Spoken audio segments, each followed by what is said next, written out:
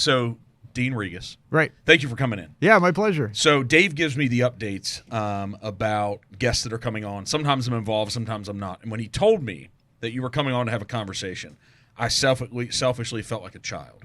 All right. I did. And it is astronomy. So, you're an astronomer. You're here in Cincinnati, but there's a lot of things that you're doing. But you're the director of education at the Cincinnati Observatory, an astronomer by trade, by expertise, by whatever we're going to call it. Yep. But you do a ton of things. But you recently, I like to do all the accolades. You wrote a book. What is it, The 1,000 Interesting Things About Space? Yeah, there's my latest book is 1,000 Facts About Space through National Geographic. I had one earlier last year called How to Teach Grown-Ups About Pluto. Which we're going to talk about. Oh, good. Yes. I hope so. I hope so. And then, but a really cool, the funny thing was, so years ago, I know you've been co-host of a show called Stargazers since you co-hosted or you stepped in 2010 to host a little bit. In 2011, you became a full-time co-host. Astronomy to me just seems complicated. It goes to like kind of what I feel like like my kind of like contribution to this is that I have like lots of nicknames of the people like that run into me. They're like, oh yeah, you're like the people's astronomer, and like you're like down to earth with people, and that's what I really want to be, is somebody that like is not so up in the stars and can communicate, and it's a difficult skill because a lot of the best astronomers, smartest people in the world, way smarter than me, they can struggle talking and writing. And I think that's like what I try to do, is try to be like kind of the intermediary. And if a smarter astronomer can't explain it well enough to me, then I'm not gonna explain it to you. Like I'm gonna like stick to the stuff that like really like makes sense to me too. So when you say someone's smarter than you, I don't comprehend that. Yeah, I'm saying that to be nice to them. Is that just you show? Is it humility? What is that? Well, so there's different. So what I've learned with astronomy is everybody has their specialty. So nobody knows everything about everything. There's certain parts of astronomers, and there's two distinct types of astronomers. There's the observational astronomers, which is what I am, is somebody that takes data, observes the night sky, uses equipment, takes that stuff. And then there's the theoretical astronomers who either take the data or just like sit around and like talk about stuff and like, hey, what do you guys think about this? What if we do it this way? What if there's like a parallel universe with another thing? And like, so there's a big rift, not a rift, but a friendly rivalry between the two.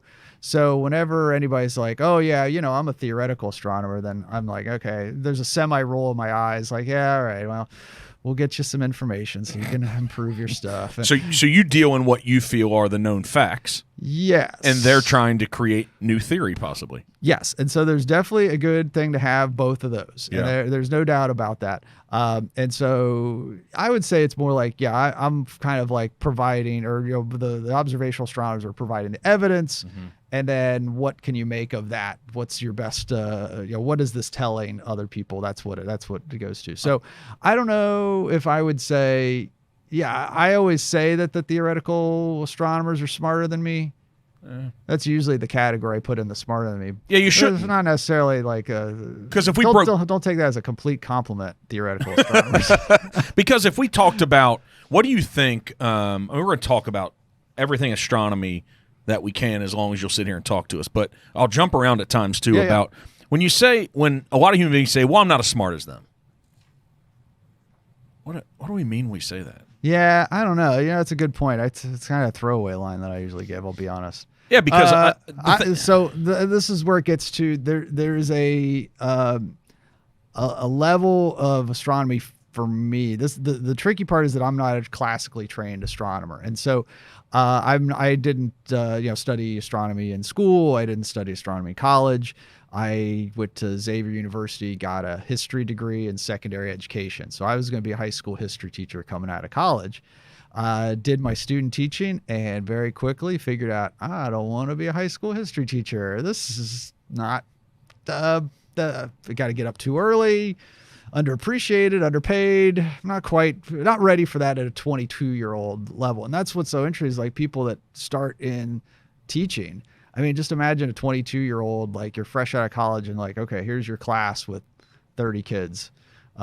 Go for it. Like it's overwhelming. It was one of the most rewarding things I ever did was doing student teaching and being in the classroom. Like the effect that you have on the students is second to none. Like I have not had a similar thing like that since then. It was just too much for a 22-year-old. I just couldn't do it. So I did odd jobs. I did nature education for the Cincinnati parks. And at one of the parks, they had a planetarium. This is in Burnett Woods and by UC, one of the Cincinnati parks. And the planetarium there in that little building at the end of the lake. And I said, Dean, there's the planetarium. You're running it. First show's next week. See ya.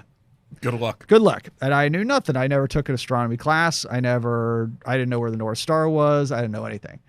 But, doing nature education, you get thrown into these things. Like, all right, last week I would have had to talk about geology and birds and that kind of stuff.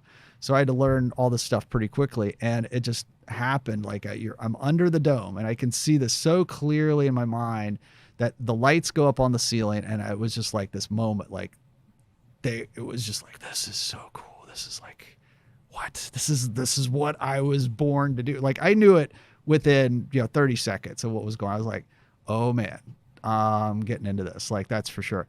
And so I dove in and learned all that I could. And so I was working at this planetarium for a few years, volunteering at the Cincinnati Observatory. And then they hired me on as their educator basically in 2000. So with very little knowledge, I was still pretty fresh in this field.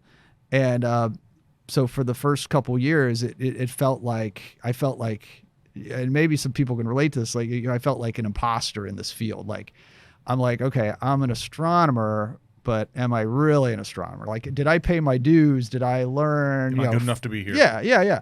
And so I definitely had that, kind of insecurity, I'd say, for the first 5 years of working there, just thinking like, this, there's people that know this stuff and they've been into this. And I'm just like, I'm like kind of here testing out. And we'd even say that when we did the Stargazers TV show is like, we play astronomers on TV, but are we? Yeah. And so there was a moment where I was talking to these other folks that were in the planetarium field and other educators that do astronomy. And I went up to one of them, like had done it for 30 years or something like that. And I said, you were talking about how, your background on this was not in astronomy, not traditional. And I was like, this is a weird thing to say, but are we astronomers? And he said, Dean, I mean, what are you getting paid to do? You're getting paid to do astronomy. You're an astronomer. How cool was that? And I was like, was that a moment? Yeah.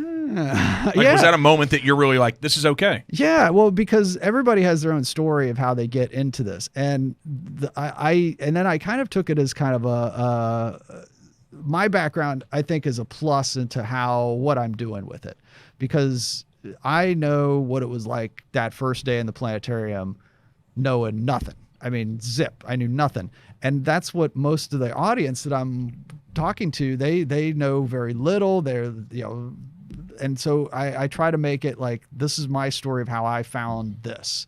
And I think it's a powerful thing. I think people can relate to it, whether they like astronomy or they have something else in their lives that's similar. That's what I try to push people to, is like, when you find something that resonates with you, you will know it. But you went all in.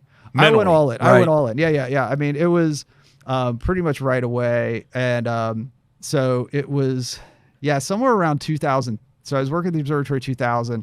Then around 2003, that was the last chance that I probably could have gotten out of the astronomy biz. I was like, I don't know, is this what I want to do? And we had the it was the opposition of Mars. This was the moment when Mars was closest to Earth for 60,000 years or something like that. Which is, it's to astronomers like, I mean, it'll be back again. But won't be 60,000, but we'll see it almost the same place. And then the media attention behind it came out. Like people were like, oh my God, this is the closest it'll be. We got to get to see this. And what I found was that the media was like, okay, well, we got to go ask some people about this. Who are we going to ask? I guess we'll ask Dean at the observatory. And this is where it kind of started as like the media saw it was like the next stage of my job was that I became like the go-to person because I could like break down, okay, what was really going on with this Mars thing? What else is really cool coming up? And that providing the media like little sound bites, but the right amount of data, the right amount of information, the right amount of excitement. And there was a guy that was interviewing me, and this is a common thing that I get, and I love when this happens, is an interviewer comes in and they're like expecting me, okay, I'm going to be Mr. Scientist. I'm going to answer your questions. And he's, they're ready for dead air or me going off on tangents. And I come in, I'm like, this is what's going to happen. This is what's going to look like. This is some funny anecdotes to go with it. This is all this. And at the end, I get this so often, like we go off air, the interviewer is like, wow, that was a lot better than I thought it was going to be. And I was like, I don't take that as a bad thing. And, and one guy who said after an interview, he's like, I thought this was going to be boring, but you sound like, you don't sound like a scientist. You sound like a car salesman or a game show host. I was like, thank you very much. Yeah. You're like, this is good. I got some personality happening. Yeah. And so I think that was the moment after that Mars thing. I was like, this is another element of my job, which I would have never thought would have been part of it, but I think is really important. And it's like, it was like that year is like when I kind of became the astronomer to the city of Cincinnati, which is a weird, almost like Renaissance like type of era of a position.